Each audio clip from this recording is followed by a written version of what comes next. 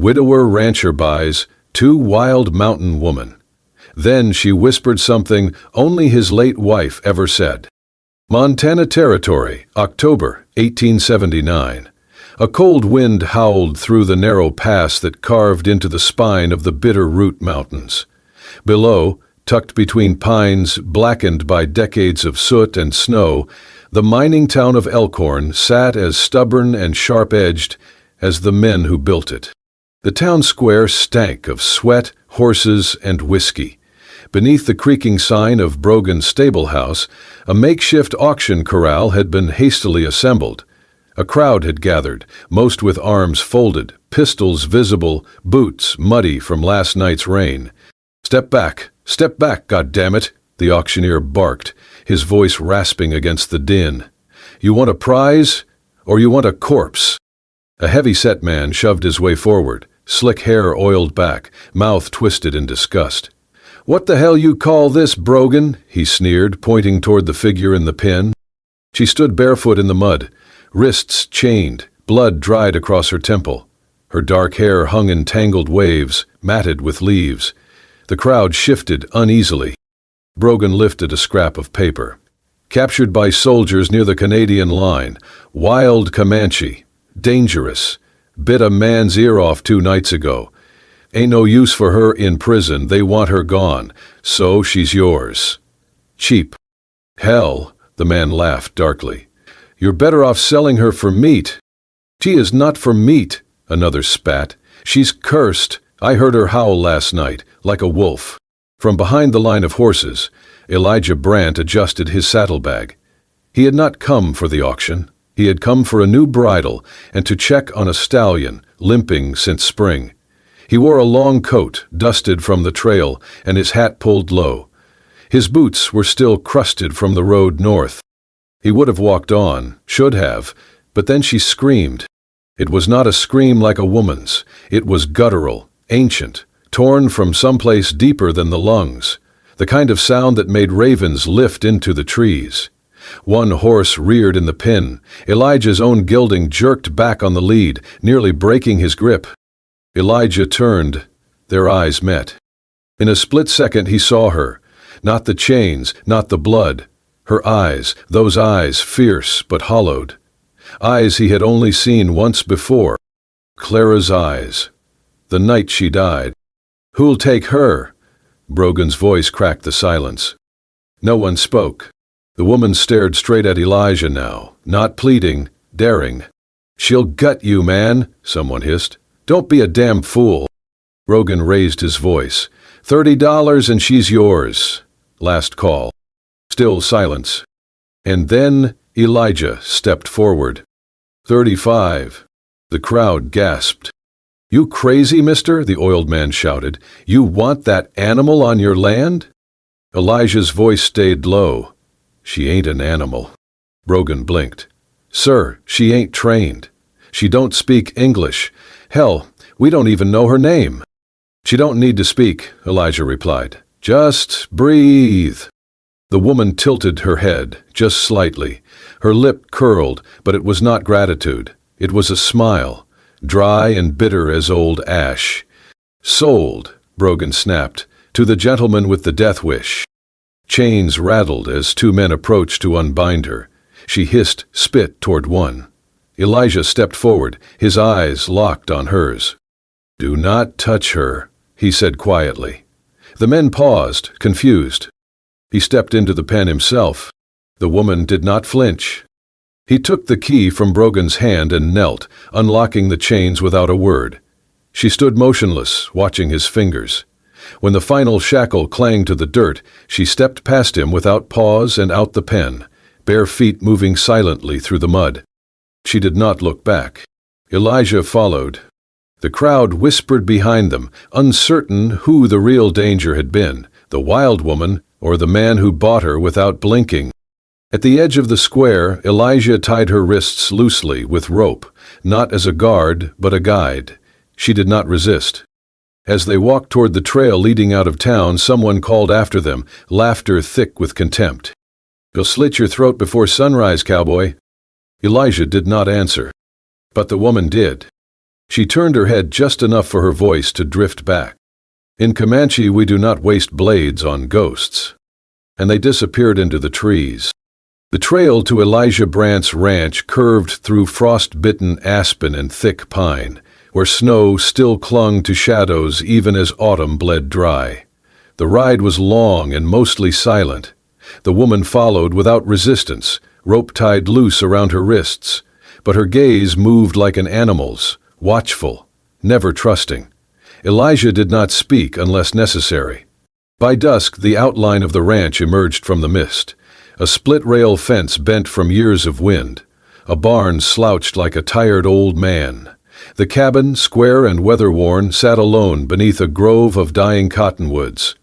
Smoke rose from its chimney, faint, fading. Elijah dismounted first, tying the gelding with steady hands. "You can sleep in the barn. There's hay, and it's dry." The woman said nothing. "I do not own people," he added after a moment, turning toward her. "You are not a slave here, but you bring trouble. I send you back to the men who chained you." She met his eyes then, something flickering behind the surface. Not fear, something harder. "I am not yours," she said, voice low and cracked but certain.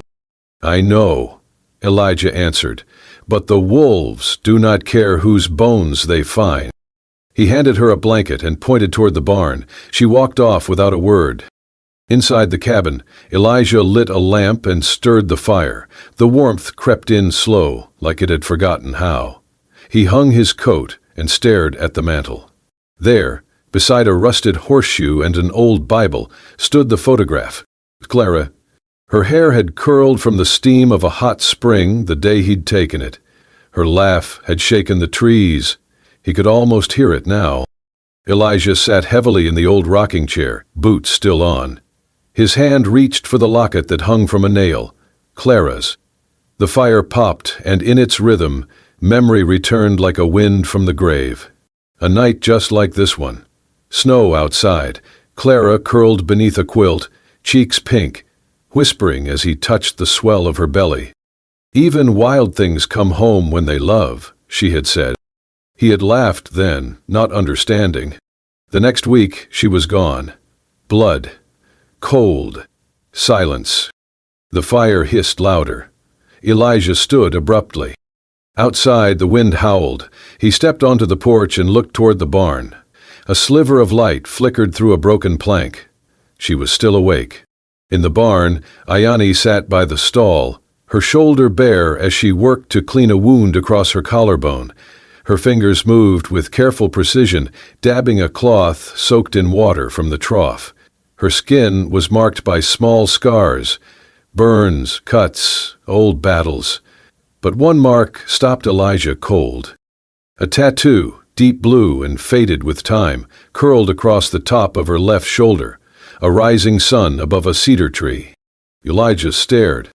He had seen that symbol once before, etched into an old book Clara had carried, an anthropology journal, a symbol of Comanche royal blood. It had been carved on war shields and painted on tents. It meant chieftain's bloodline, warrior's daughter. She looked up, their eyes locked. "You fought in the war?" she asked, surprising him with the sharpness of her English. "Yes," he said cautiously. "Union side." Ayani nodded once, then slowly pulled her tunic back up. "I did too," she added. Elijah blinked. "You?" "I was 12 when they took our land. I fought with my father. Not with guns, with silence." She stood, brushing hay from her skirt. "You bought a name," she said flatly. "But I was never for sale. You think I am a savage, but I am daughter of Greyhawk, granddaughter of the fire seer. I led my people across the Snake River before your soldiers came with fire." Elijah took a step back, the truth settling in his chest like iron. "You are not a prisoner," he said slowly. "No," she replied. "I am what your people feared most, a woman who remembers." And she walked past him, into the night. The wind stirred her hair like smoke.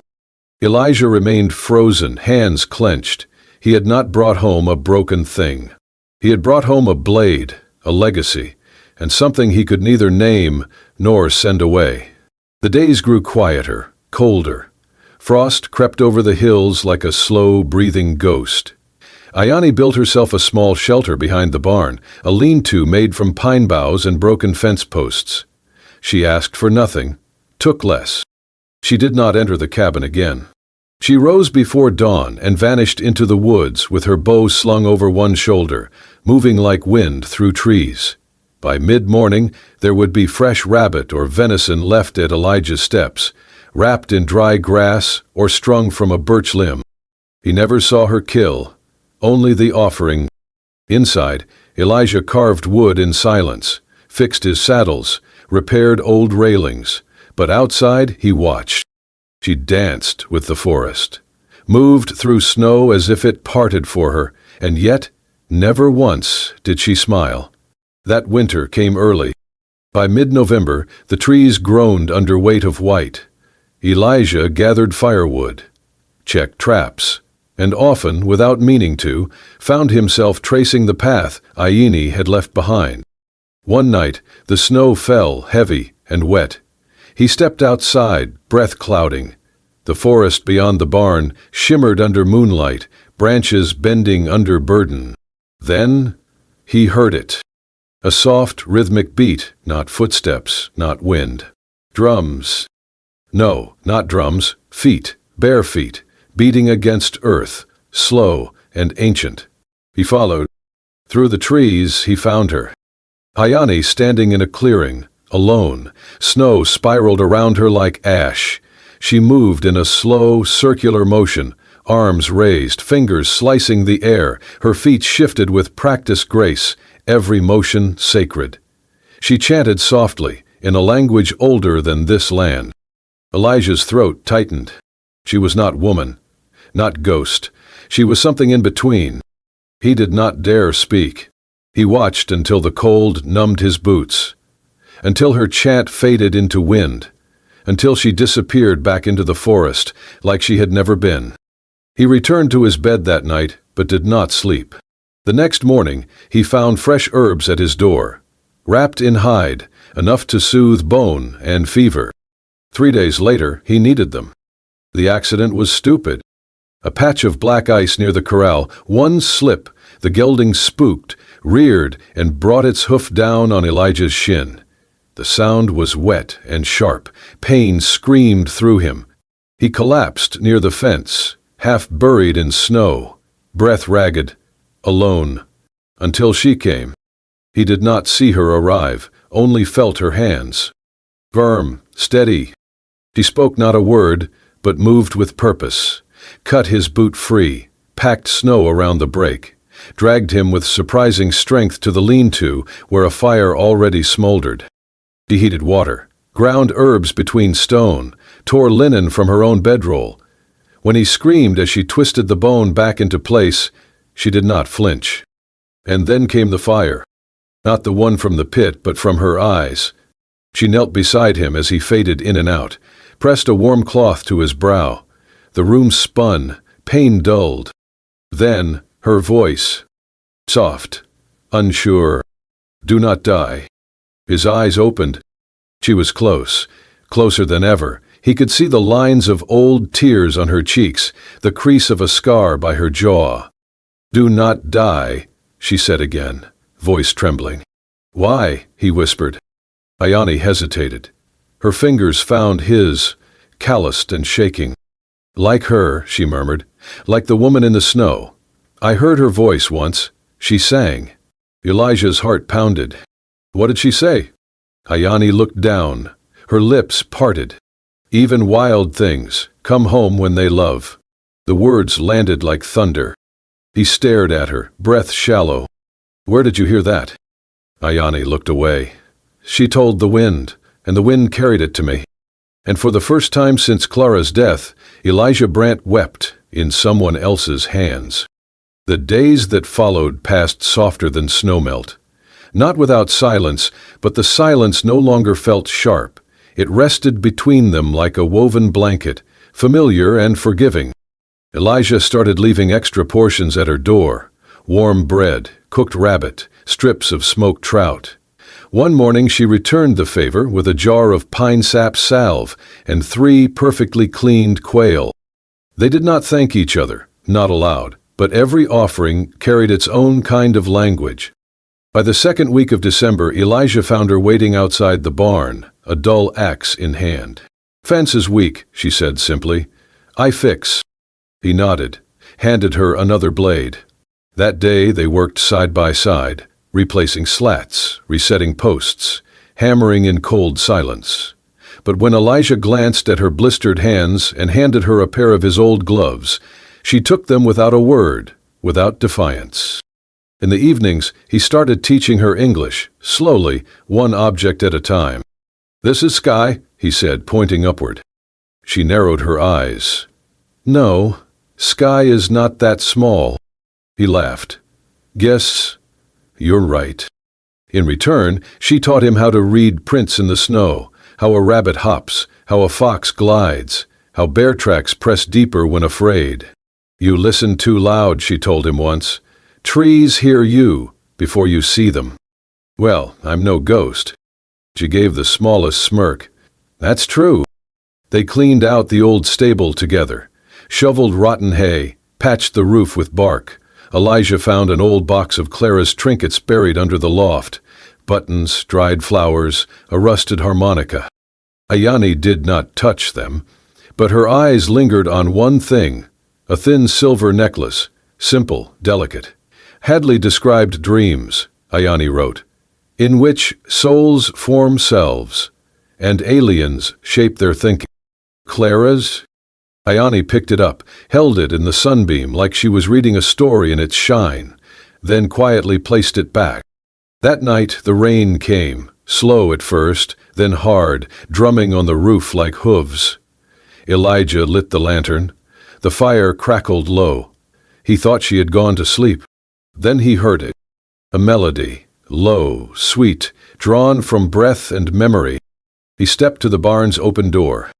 Ayani sat cross-legged by the fire pit, the harmonica cradled in her hands. Her eyes were closed. The song was not perfect, but it bled. It bled like something that remembered. Elijah froze. It was Clara's lullaby. She had played it the night before their wedding, the night she whispered his name like a prayer. Now it returned, through the hands of a woman who should not have known it. Elijah stepped forward. "Where did you—" But he stopped. His voice cracked, caught in his throat. His knees buckled. He sat down hard, back against the stable wall, hands shaking. Tears came without warning, years' worth. Ayani said nothing. "Huh?" she said. She let the rain speak instead. When the fire dimmed and the storm thickened, Elijah leaned sideways, overcome by the ache in his chest. He pulled the old blanket from beside the feed barrel, but it slipped from his hand. Ayani stood, silent. She picked up the blanket, shook it out, and knelt beside him. She placed it gently over his body, tucking it around his shoulders like Clara once had. Then, in a voice so low it barely escaped her lips, she whispered, "Even wild things come home when they love." Elijah's eyes flew open. He stared at her, breath shallow. His voice came out hoarse. "Where did you hear that?" Ayani looked down, hand still resting on the fabric. She did not smile, but her voice held warmth. "You ask the wind too many questions," she said softly. And then, without waiting for an answer, she turned and walked into the rain. The days that followed the rain were heavy, with a silence neither of them dared disturb. Elijah had not asked again about the lullaby, nor the words she whispered, but he carried them like a splinter under the skin, painful, intimate, impossible to forget. It was Ayani who finally broke the quiet. They were sitting beneath the cottonwoods, watching fog roll across the hills like breath from a sleeping giant.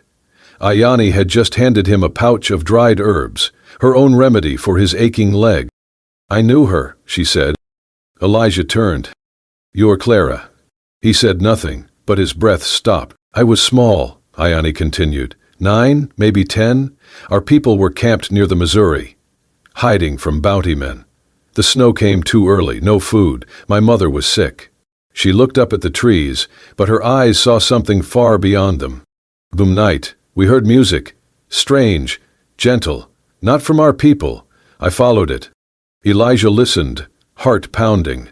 She was alone, a white woman, in a blue coat, holding a harmonica and smiling like she had no fear. She gave me bread, sat with me. Ayani's voice dropped.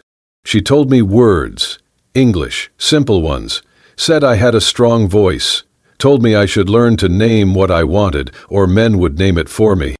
Elijah's throat tightened. Why didn't she tell me? She was not yours then, Anyan said gently. She belonged to the wind, and the wind brought her to us. She taught you that phrase? He asked. Ayani nodded. She said it as a promise. Even wild things come home when they love. Said it to my mother, before she left. Elijah stared at the ground, fists clenched. It was like learning your wife had lived an entire second life, one of danger, kindness, and secrets, and never said a word. She was more brave than you know, Ayani added. She did not belong to the world she lived in. Neither do I. Before Elijah could speak, the sound of hooves shattered the stillness. A rider galloped up the path, dust spiraling. He wore a long gray coat, boots polished too clean for frontier roads. Ayani stiffened. Elijah stepped forward. Can I help you? The rider dismounted, slow and confident. His badge glinted under the pale sun. Lieutenant Callow, he said, extending a gloved hand. U.S. Army. Elijah did not shake it. What's your business? Callow smiled. I believe you've been harboring a fugitive. Elijah felt Ayani shift behind him. Callow reached into his saddlebag and pulled out a paper.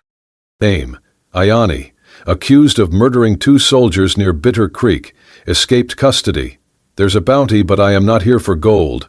I am here for justice. She's no murderer, Elijah said flatly. Callow arched a brow. You know her whole story, rancher? I know enough. Callow stepped closer. You think she's some wildflower you can tame? Let me tell you what she did. She slit their throats, in their sleep. One of them was 18. Ayani said nothing, but her fists were tight. She defended her land, Elijah said. Callow snorted. We all defend what we believe in, but the law does not bend for ghosts or savages. He held out shackles. Step aside. Elijah did not move. I said, She is not going anywhere, Elijah growled. Callow's smile vanished. His hand drifted to his holster. That your final answer, cowboy? Ayani stepped forward suddenly. Enough! She held her hands out. I will go. No, Elijah said sharply. You do not run anymore. I am not running, she said quietly. I am ending it. She turned to Callow. I will go. Callow grinned. Smart! But just as he reached to clasp the iron on her wrists, Ayani moved, fast as wind. She spun, ducked, ran. Callow cursed and drew. Elijah shouted, No! The shot rang through the trees. Ayani fell hard in the snow, clutching her shoulder, red blooming across the buckskin. Elijah ran to her, skidding to his knees. Ayani! She gasped, teeth clenched. It is not deep. Callow approached, gun raised. She's lucky. I do not miss. Elijah stood, fury in his bones. Drop the gun, he said. Callow laughed. You planning to shoot a federal officer? No, Elijah said, eyes steady. I plan to bury one, if he tries to take her again. Callow looked between them, gauging the fire in Elijah's stance, and the rising sound of footsteps from the woods behind. Locals, ranchers, neighbors, men with pitchforks and rifles. The storm had found its center, and Elijah had made his choice. The rain returned with a vengeance, slashing through the mountains as Elijah hoisted Ayani onto his saddle, her arm slick with blood, her breath ragged but steady. He climbed up behind her, gritting through his own pain, and spurred the horse west, toward the forest, away from law, from judgment, from everything that had tried to keep them apart. Behind them, Callow gave chase, his men shouting over thunder, hooves pounding against wet stone. The horse slipped once, nearly sending them tumbling. Elijah leaned forward, whispering to the animal like it was made of wind. "Just one more ridge. Hold on." Ayani clutched his side, fingers warm and sticky with her own blood. She did not speak. Lightning cracked overhead as they crested a rise and vanished into the old growth. Trees so tall the sky disappeared. Here, the trail disappeared. Here, the land belonged to no one. Elijah veered off the main path, cutting through bramble and brush, until the mouth of a stone outcropping appeared through the mist. A hidden cave, cloaked in cedar. He dismounted, half carrying her through the entrance. Inside, the world was silence and shadow. She collapsed against the wall, breathing heavy. Elijah built a fire with shaking hands, coaxing life from damp twigs. The glow grew soft, golden. Safe. Ayani opened her eyes. "This place?" she whispered. "This is where my mother prayed." Elijah looked around. The walls were etched with markings, lines and circles, faded from time but still whispering memory. "It's beautiful." Ayani nodded weakly. She said this cave could hear what the sky forgot. She reached into her pouch, pulling free a small bundle wrapped in hide. Inside, a feather, a pinch of ash, a tiny carved wolf. "It is for death, or return," she said. He knelt beside her. "Don't speak of dying." Ayani touched his chest. "I must. There is a prophecy. When the man remembers the breath of the mountain, the dead will rise again." "What does that mean?" "It means you were always part of this land. And so was she." Elijah swallowed hard. The fire danced in her eyes. "And you?" He smiled faintly. "I am the breath." A crack of gunfire shattered the stillness. Elijah ducked instinctively, pulling her behind a rock. Shadows moved beyond the cave mouth. Callow's voice echoed against the stone. "End of the line, cowboy. You give me the girl, I give you mercy. Keep her, and I give you death." Elijah loaded his revolver. Then, slowly, he set it down. Instead, he took Ayani's bow. "Can you still shoot?" he asked. Ayani's fingers closed around the grip. "I never stopped." He nodded. "Then we end it." They moved like wolves through the trees, silent, fast. Elijah looped around, using deer trails and old war tricks Clara had once read to him. Ayani climbed above, blending into shadows. Callow and his men entered the clearing, torches hissing in the rain. Elijah stepped into the open. "You want me?" he shouted. "Come earn it." Callow cursed. "Kill him!" The soldiers fired. Elijah ducked behind a rock, then bolted through trees, leading them away. One bullet grazed his shoulder. Another hit a tree near his head. Still he ran. Ayani struck from above. One arrow. Then two. A soldier dropped, screaming. The others panicked, firing into the trees. Ayani moved again, silent as storm wind, sending another arrow deep into flesh. Callow roared, turning toward the cave. And that was when Elijah stepped out. Bleeding, breathing hard, face pale as ash. "You came to hunt a ghost," he said. "Now you've met one." He raised the bow. Callow fired. The bullet struck Elijah clean through the gut. He staggered, dropped to his knees, blood soaking his shirt. Ayani screamed. She flew from the trees, loosing an arrow mid-air. It struck Callow in the chest, just above the badge. He stumbled back, stunned, dropped his gun. Another arrow hit his thigh. He fell. Ayani rushed to Elijah, dropping beside him in the ferns. "No, no, you stay with me." He reached for her hand, voice barely a whisper. "You're the wild thing. And I came home." She sobbed, pressing her forehead to his. "You are not dying, not here." He coughed blood but smiled faintly. "Then pray, little wolf. Pray the mountain remembers me." And they lay there, two hearts still beating, surrounded by rain and cedar and the echo of the old gods. Elijah drifted through a sea of shadows and smoke. Somewhere beyond pain he heard voices, not English, not words, but low chants rising and falling like wind against canyon walls. He tried to open his eyes, but the weight of death lay heavy on his chest. Then came the scent. Cedar, not from memory, not imagined, real, alive, smoldering in the air like Clara's fire back in their first winter, when she'd burned cedar to keep away ghosts. He gasped. His eyes fluttered open. He was inside a lodge, round and dim, the walls made of hide and woven pine. Smoke coiled through the roof hole above. Shapes moved in the blur, faces painted, hands pressing poultices against his side. He turned slightly and winced, but it was not pain that struck him, it was the sight. Ayani, kneeling beside him, hair unbound, face streaked with ash. Her hands hovered over his chest, trembling as she spoke in Comanche.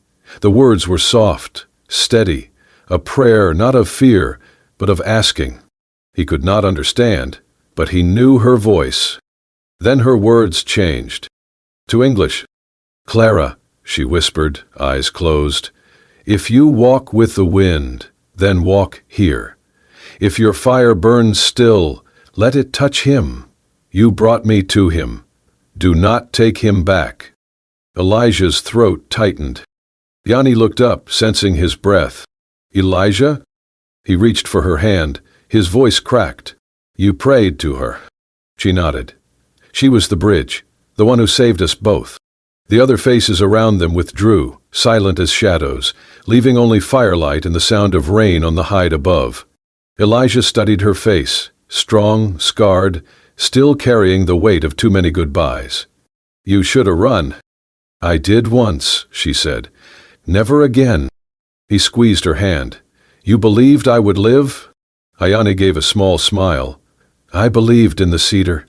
They sat in silence. The fire crackled, soft and steady. Then Elijah shifted, wincing. "How long?" 3 days, she answered. "Your blood stopped because the herbs sealed it. The old women say you are part mountain now." He chuckled, weak but real. "Mountain doesn't bleed this much." Ayani tilted her head. "But it remembers." He looked around. "Your people?" She nodded. "Some survived. We live far now, quiet. But when the cedar burns, we come." Elijah stared into the flames. "She burned cedar." Ayani leaned close. "Because she was listening. Before you. Before me." Then Elijah turned to her, tears in his eyes, not from pain, but from release. "You brought me back." She touched his cheek. "I brought you home." He blinked slowly, then whispered, "You are my home." Ayani's breath caught. In all her life, she had never been claimed without cage, never been seen without fear.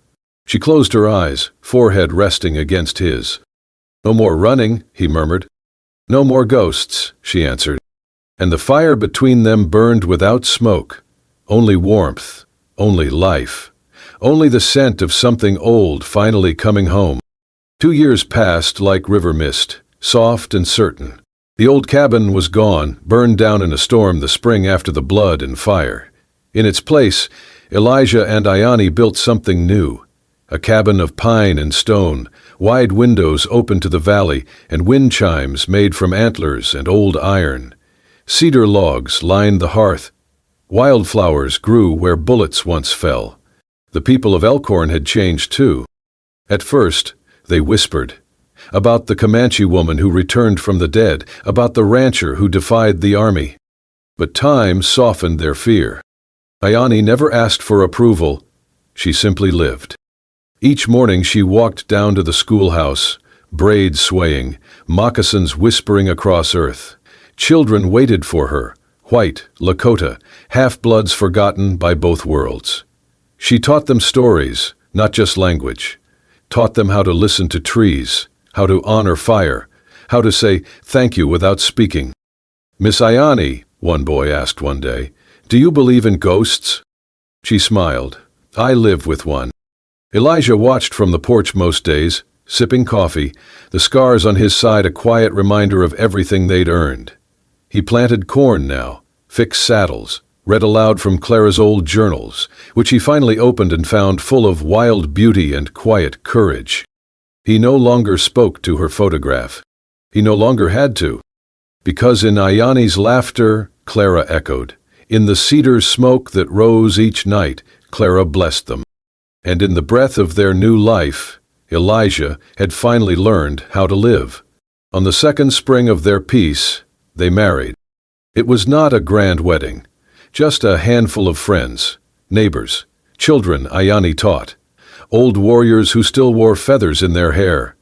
They stood beside the creek where Clara once planted seeds, tiny yellow flowers that now spilled like sunlight across the bank. Ayani wore a dress stitched from deer hide and lace. Her necklace bore the silver ring Elijah had once carved from bone.